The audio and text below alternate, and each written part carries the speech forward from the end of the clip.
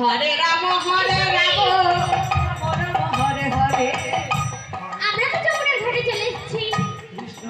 এবার আমরা কি করব জানিস? কি করবি? দেখ আমাদের বাসনগুলো না খুব নোংরা হয়ে গেছে। এই বাসনগুলোকে যে ধুয়ে মেলে দিই, তারপরে মনের আনন্দে যমুনায় স্নান করবো, কেমন? চল চল।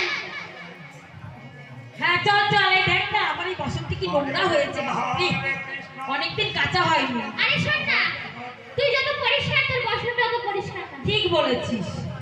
চল চল আজকে এই যমুনার জলে না কেচে ধুয়ে ভালো করে পরিষ্কার করে নেব। তুই ঠিক বলেছিস, তবে তাই চল। চল চল।